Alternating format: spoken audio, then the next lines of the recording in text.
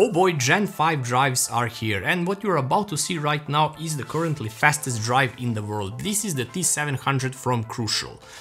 It's a first Gen 5 drive, of course, but if you're wondering what Gen 5 drive is, it's referring to the PCI Express 5.0 specification that offers 2 times more performance over the current Gen 4 drives. In theory, of course, but this one here, this one delivers that promise. Looking for affordable Windows or Office keys? Look no further, I got you covered. Head over to scdkey.com, pick your Windows edition, use my discount code LE25 to get a 25% on any Windows or Office products. Once you complete your order, after a few seconds you will receive your code. In Windows, go to Settings, there should be an Activate Windows prompt at the bottom. Click that, enter your code and wait for Windows to finish activation. To check the activation status, use the command prompt with the command slmgr.vbs/xpr and you should receive a notification that the machine is permanently activated. Once again, use code LE25 at scdkey.com. So let's see the specs and features and we will jump straight to the tests.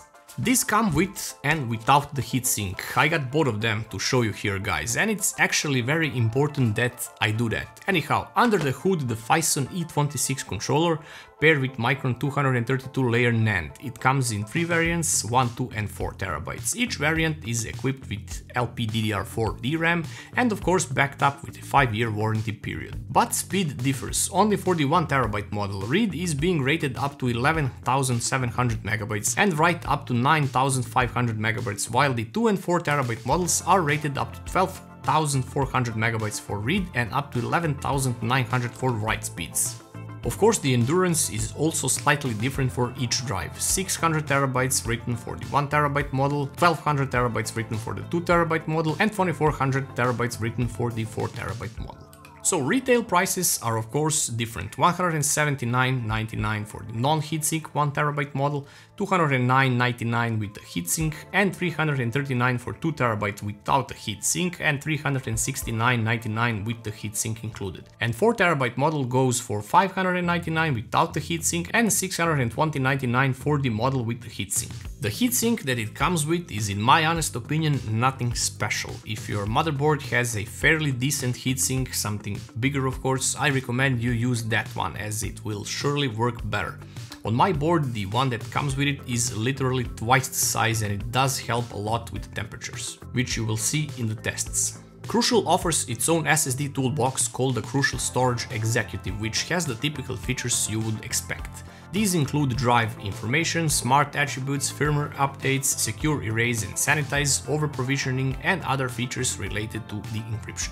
So the 2 model variant that I got here comes with 4 GB of LPDDR4. This is more than enough memory even for the 4 TB drive. The LPDDR4 is more power efficient than DDR4, but the impact is not enough to help to keep the E26 controller from being very power hungry. The flash is Micron's 232-layer TLC or the B58R, capable of running at 16,000 to 24,000 megatransfer per second. This is a hexaplane flash and it comes in 1 TB dies, so each 512 GB package has 4 dies for a total of 16. Given the E26 8-channel design, it's therefore possible that peak performance will be realized at the 4 TB capacity drive. So enough with the specs and all that, let's do some proper testing. First in line, Crystal Disk Mark, but make sure that you check the NVMe SSD in the options. So this is what I got: 12,102 for read and 11,600 MB per second for write, which immediately pushes this drive to the top of all the charts and drives we have tested so far. Random reads are 6,392 and random write speed is 6,713, which again is not bad at all considering that best Gen 4 drives will do around 4,000 here. The temperature with the heatsink version began quickly to rise above 80 degrees, which is not good at all because hitting 82 will begin to thermal throttle, and this did happen to me, so I opted to use the heatsink which came with my motherboard since it's twice as big, and this helped to tame it, maxing out at 74 degrees, so you get the idea that Gen 5 drives run pretty hot. So moving to the tests, the AeroDisk benchmark scored around 10 GB per second for write and around 7 GB per second for read, and at the end, which I am most certain it began to thermal throttle a lot, being constantly at 80 degrees. Nevertheless, scores are great. I also did a 3D Mark storage test and it scored 37 microseconds for latency score and slightly above 4800 points overall, topping the charts once again, while keeping the temps almost all the time around 57 degrees. Regarding the classic Windows file transfers, it was starting around 3.5 GB per second and climbing up to 4.6 GB per second with 20 GB test folder, which is mixed with video and picture files. So here are some facts about the drive's cache. So it can write up to 12 GB per second for over 20 seconds, and this matches what Crucial states, which is that about 10% of user capacity is allocated for the dynamic cache. So when the drive is empty, this is over 220 GB from the 660 GB of SLC, or approximately 1/3 of drive's raw NAND capacity. This is a decently sized cache to help balance burst and sustained performance even as the drive fills. And after the cache is exhausted, this drive writes around 3.6 GB in the TLC mode. It can maintain this for quite a while before hitting a folding state at around half this speed, and when the cache recovers, the drive goes back to the TLC mode. Recovery to TLC performance should be relatively rapid and it's adequately fast. T700, like the other drives that are based on the Phison E26 controller, are of course power hungry, and this leads to overall much higher temperatures. It's not nearly as efficient as even the fastest Gen 4 drives. Since we are now the early adopters of Gen 5 drives, this I believe will be better over time as other drives hit the market, and of course when Crucial release this newer firmware which can help this drive to further be more efficient. I am telling you this because when Gen 4 drives hit the market, this was the issue with them as well, so hitting higher temps, not being optimized for efficiency and so on, so firmware updates usually fix this issue.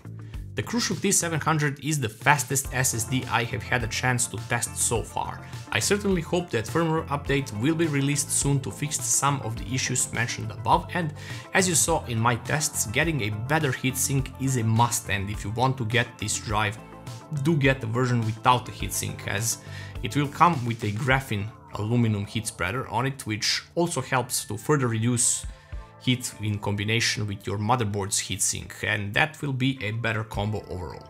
Of course, some manufacturers are offering even active coolers for Gen 5 drives, but I do believe that this will be ironed out soon only with the firmware update. So of course, the question, do I recommend this drive to you now? If you are going to brag about that you have the fastest drive in the world, well, be my guest, get it right now. But for now I would advise you to wait, since in real-world usage there are no real benefits over current Gen 4 drives, same as with that transition from Gen 3 to Gen 4 drives. Things got better only in the last 2 years, so once again, in time Gen 5 drives are going to get better. Of course, you will upgrade to Gen 5 boards by that time, so wait about a year or so for now. That would be my advice. Not that these are bad drives, contrary to that, there is nothing faster in the world currently, but I am talking purely from a gamer's perspective now. You will see no benefits even with native direct storage support currently. I would like to thank Crucial for sending these awesome drives in this cool little package. It came in this suitcase, which came with a cool little iFixit toolkit as well. They also sent some DDR4 Pro and DDR5 Pro kits, which you will be seeing in a build very soon. Until then, sub to the channel guys, check some of my other videos as well, and I'll be seeing you in the next one.